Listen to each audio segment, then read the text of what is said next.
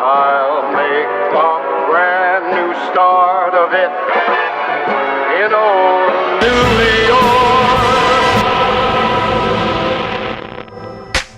What is up, you guys? Welcome back to another one. If you are new to the channel, I am Gold Pony, and today we are in the new 2019 Honda Civic Si, courtesy of Apple Honda in York, PA. And this may very well possibly be the most reliable, fun car under $25,000 out there right now. If you look at Consumer Reports on the Civic Si, you will see that it has stellar reliability. And I have seen some Civic Si's go up to 600, 700,000 miles, actually. Of course, those are probably the exceptions, but still the point I'm trying to make is this is one of the most reliable cars out there, hence the reason I am in this today. So let's just jump right into it, and as always, let's start with pricing. And so for the 2019 Honda Civic Si, there are two different variants. You can go with the sedan or the coupe.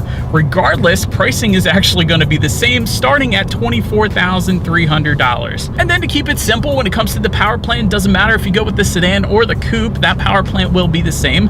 Powering the 2019 Civic Si is a 1.5 liter turbocharged inline 4-cylinder engine, putting out 205 horsepower at 5,700 RPM and 192 pound-feet of torque, available at 2,100 RPM. Power, of course, being sent to the front wheels through a 6-speed manual transmission, giving you a 0 to 60 time probably of approximately 6.7 seconds, depending on how you drive, I guess. With MPG numbers coming in at 28 in the city, 38 on the highway, 38 miles per gallon, you guys, in a fun car, that's pretty nice. But so then before we do any kind of acceleration, I did want to mention there is a sport driving mode just behind the shifter there, and let's go ahead and press that.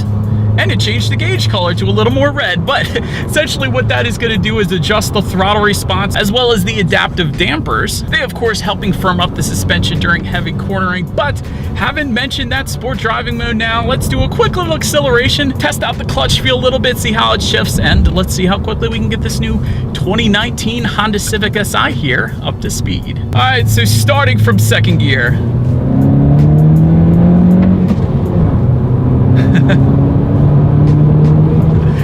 Lovely. One of the best things about the Civic Si, and really all of Honda clutches, it's absolutely amazing the way any 6-speed transmission in a Honda actually feels. And I actually learned how to drive manual on a Honda S2K, so maybe I've gotten used to them, maybe I'm partial to them, but the grab points are quite easy to find. Rowing through the gears is so easy in a Honda Civic Si, and at the same time extremely fun. That is why I've said in past reviews, any 6-speed in a Honda is probably one of the best cars to learn how to drive manual on, because like I said, it is easy to row through the gears and they are a blast to drive.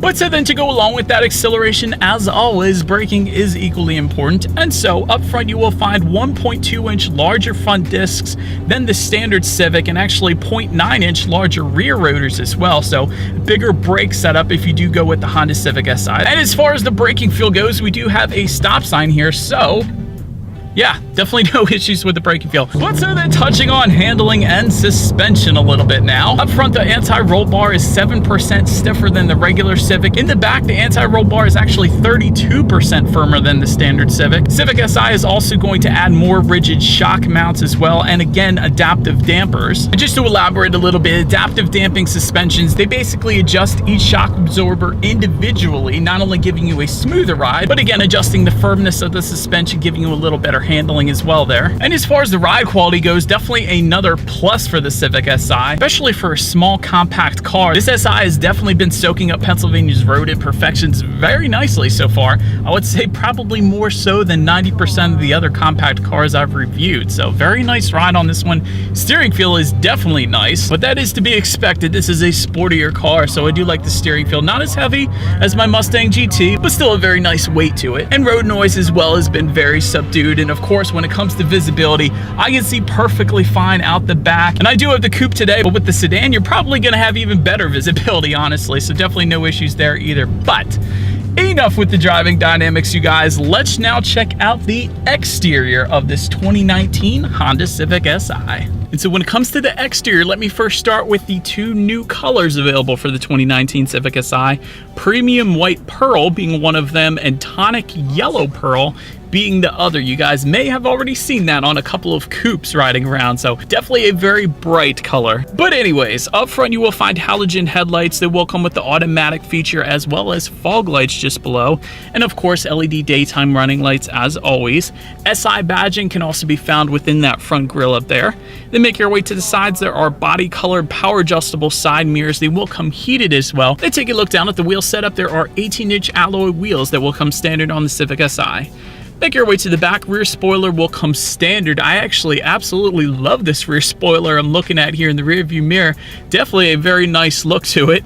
SI badging as well back there, and just below it all, a rear center mounted exhaust with a chrome tip. So you guys know what we have to do next. As always, here is that exhaust clip.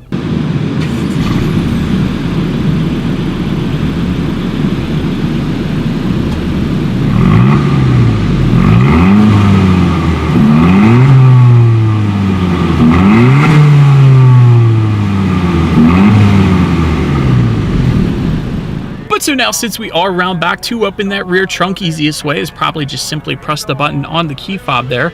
Once opened up, cargo capacity is going to come in at 11.9 cubic feet for the coupe we have today. However, if you went with the sedan, that is going to come in at 15.1 cubic feet. Either way though, rear seats do fold down, giving you a ton of extra space if you needed it there. Then make your way up to the rear legroom. If you go with the coupe, you will find 35.9 inches of rear legroom back there, which honestly for a coupe is quite a bit. For reference, I'm even 6 feet tall. This is how much space I had back there.